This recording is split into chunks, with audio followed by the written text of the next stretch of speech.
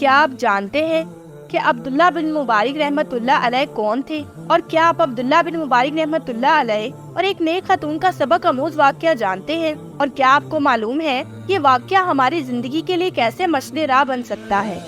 جاننے کے لیے چلتے ہیں آج کے اہم موضوع کی طرف۔ عبداللہ بن مبارک رحمت اللہ علیہ فرماتے ہیں کہ میں اللہ کے گھر کا حج کرنے نکلا اور اس کے نبی کی قبر کی زیارت کا بھی ارادہ تھا، تو میں ابھی راستے میں تھا اور اس جگہ کا نام تھا سواد مقام۔ وہاں ایک بڑھیا عورت اون پہنے اور اون کی اوڑھنی اوڑھے پائی۔ میں نے کہا السلام علیکم ورحمۃ اللہ وبرکاتہ۔ اس نے جواب دیا سلام قول من رب الرحیم، سلام پروردگار مہربان کی طرف سے کہا جائے گا۔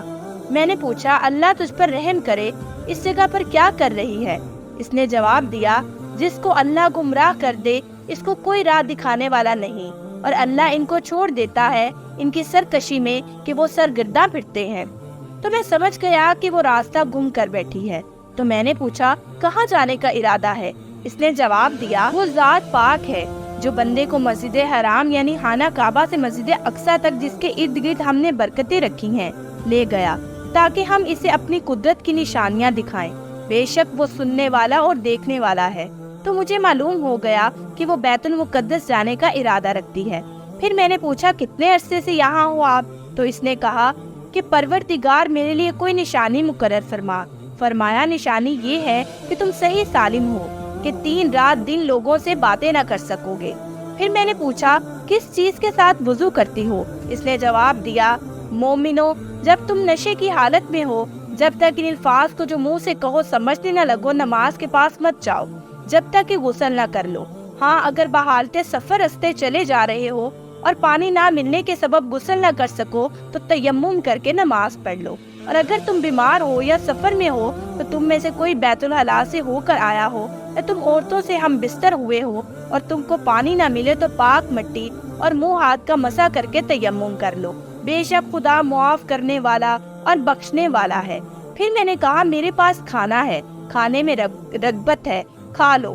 روزوں کی راتوں میں تمہارے لیے اپنی عورت کے پاس جانا ناجائز کر دیا، وہ تمہاری پوشاک ہے اور تم ان کی پوشاک ہو۔ خدا کو معلوم ہے کہ تم ان کے پاس جانے سے اپنے حق میں خیانت کر گئے تھے، سوائے اس نے تم پر مہربانی کی اور تمہاری حرکات سے درگزر فرمایا کہ اب تم کو اختیار ہے کہ ان سے مباشرت کرو۔ اور خدا نے جو چیز تمہارے لیے لکھ رکھی ہے یعنی اولاد، اس کو خدا سے طلب کرو اور کھاؤ پیو، یہاں تک کہ صبح کی سفید داری رات کی سیاہ داری سے الگ نظر آنے لگے۔ پھر روزہ رکھ کر رات تک پورا کرو، اور جب تک تم مسجدوں میں اعتکاف میں بیٹھے ہو تو ان سے مباشرت نہ کرو، یہ خدا کی حدیں ہیں، ان کے پاس نہ جانا۔ اسی طرح خدا اپنی آیتیں لوگوں کے سمجھانے کے لیے کھول کھول کر بیان فرماتا ہے تاکہ وہ پرہیزگار بنے۔ اس طرح وہ بڑھیا ان کے بات کا جواب دیتی رہی، یعنی بڑھیا کی مراد تھی کہ میرا روزہ ہے۔ تو میں نے پوچھا کہ یہ تو رمضان کا مہینہ نہیں ہے، پھر روزہ کیا ہے؟ تو بولی بے شک کوہ صفا اور مروہ خدا کی نشانیوں میں سے ہیں، تو جو شخص خانہ کعبہ کا حج یا عمرہ کرے اس پر کچھ گناہ نہیں کہ دونوں طواف کرے، بلکہ طواف ایک قسم کا نیک کام ہے، اور جو کوئی نیک کام کرے تو اللہ تعالیٰ قدردان جاننے والے ہیں، یعنی میرا نفلی روزہ ہے۔ تو میں نے کہا سفر میں تو روزہ فرض بھی نہ رکھنا جائز ہے، یہ تو پھر بھی نفلی ہے۔ اس نے جواب دیا روزوں کے دن گنتی کے چند دن ہیں، تو جو شخص تم میں سے بیمار ہو یا سفر میں ہو دوسرے دنوں میں روزوں کا شمار پورا کر لے، اور جو لوگ روزہ رکھنے کی طاقت نہ رکھے تو وہ روزے کے بدلے محتاج کو کھانا کھلایا کرے، اور جو کوئی شوق سے نیکی کرے تو اس کے حق میں زیادہ اچھا ہے، اور اگر سمجھو تو روزہ رکھنا ہی تمہارے لیے بہتر ہے۔ یعنی بڑھیا کی مراد تھی کہ روزہ نہ رکھنے کی اگرچہ اجازت ہے لیکن روزہ رکھنا زیادہ بہتر فرمایا ہے۔ پھر میں نے آخر پوچھ ہی لیا کہ تو اس طرح بات کیوں نہیں کرتی جیسے میں بول رہا ہوں؟ تو اس نے جواب دیا اور اے بندے، جس چیز کا تجھ کو علم نہیں اور اس کا کوئی فائدہ بھی نہیں تو اس کے پیچھے نہ پڑ کہ کان اور آنکھ اور دل اب سب اعضاء سے ضرور باز پرس ہوگی۔ تو میں نے کہا مجھ سے خطا ہو گئی، لہٰذا درگزر فرما دیجئے۔ تو اس نے کہا یوسف نے کہا کہ آج کے دن تم پر کچھ عتاب نہیں ہے، خدا تم کو معاف کرے اور وہ بہت رحم کرنے والا ہے۔ پھر میں نے کہا کیا تجھے ضرورت ہے کہ میں تجھ کو اپنی سونٹنی پر سوار کر کے تیرے قافلے تک پہنچا دوں؟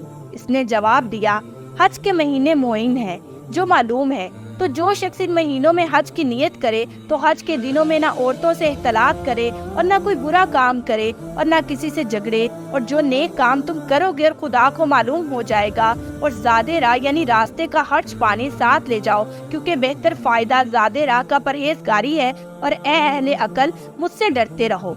तो मैंने अपनी ऊँटनी बिठा दी ताकि वो सवार हो जाए।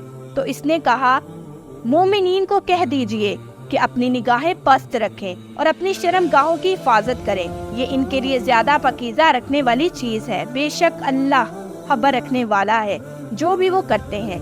तो मैंने अपनी निगाहें पस्त कर ली और इसको कहा, सवार हो जाओ। लेकिन जब वो सवार होने लगी तो ऊँटनी बुदक गई और इसके कपड़े फट गए।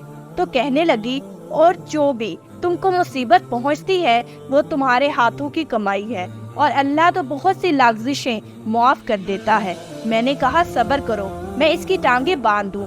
तो इसने कहा, तो हमने फैसला करने का तरीका हज़रत सुलेमान अलैहिस्सलाम को समझा दिया, और हमने दोनों को हुक्म यानी हुक्म नबूवत और इल्म बख्शा था, और हमने पहाड़ों को दाऊद का ताबे कर दिया था कि इनके साथ तस्बीह करते थे, और जानवरों को भी ताबे कर दिया था, और हम ही ऐसा करने वाले थे। तो फिर मैंने ऊँटनी के पाँव बांधे और इसको कहा, सवार हो जाए।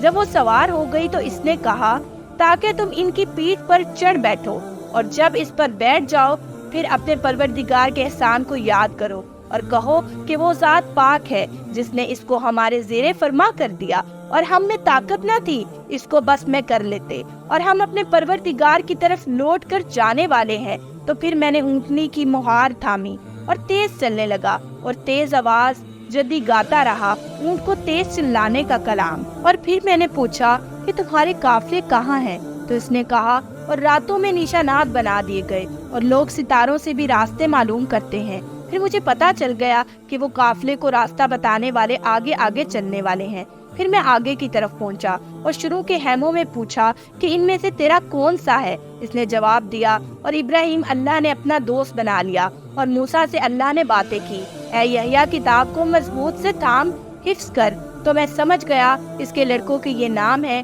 और आवाज दी, ऐ इब्राहिम, ऐ मूसा, ऐ यहया। तो अंदर से खूबसूरत जवान निकले, गोया के चांद मतवज्जा हो गए हैं। जब इनके साथ बैठा तो बुढ़िया ने कहा, और इसी तरह हमने इनको उठाया ताकि आपस में एक दूसरे से रफाकत करें। एक कहने वाले ने कहा कि तुम यहाँ कितने अरसे रहे? इन्होंने कहा, जितनी मुद्दत तुम रहे हो, तुम्हारा परवरदिगार ही इसको खूब जानता है। तो अपने में से किसी को रुपया देकर शहर भेजो, देखे कि नफीस खाना कौन सा है, तो इसमें से खाना ले आना, और आहिस्ता आहिस्ता आया जाए, और तुम्हारा हाल किसी को ना बताए। और फिर इन लड़कों में से एक उठा और खाना खरीद कर लाया।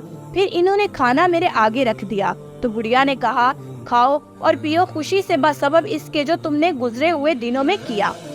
फिर मैंने कहा, मुझ पर तुम्हारा खाना हराम है, यहाँ तक कि तुम मुझे इस बुढ़िया की खबर दो। तो इन्होंने कहा, ये हमारी माँ है, 40 साल से कुरान के अलावा और कुछ नहीं बोलती, इस खौफ से कि कहीं लफ्ज़ी जुबान ना हो जाए और इस पर रहमान की नाराजगी उतर पड़े, और अल्लाह जो चाहे इस पर कादिर है। फिर मैंने कहा, ये अल्लाह का फजल है, जिसको चाहे अता करता है, और अल्लाह बड़े फजल वाला है। मुझे उम्मीद है कि नाजरीन के लिए आज की वीडियो बहुत ही इंफॉर्मेटिव रही होगी, और अगर आप चाहते हैं कि हम ऐसे ही आपके साथ अहम मौजू शेयर करते रहें तो हमारे चैनल को लाइक, शेयर और सब्सक्राइब करना मत भूलें, और बेल आइकन का बटन जरूर प्रेस करें ताकि हर नई वीडियो का नोटिफिकेशन आपको आपकी स्क्रीन पर मिले। अब मैं आपसे इजाज़त चाहूँगी। शुक्रिया। अल्लाह हाफिज़।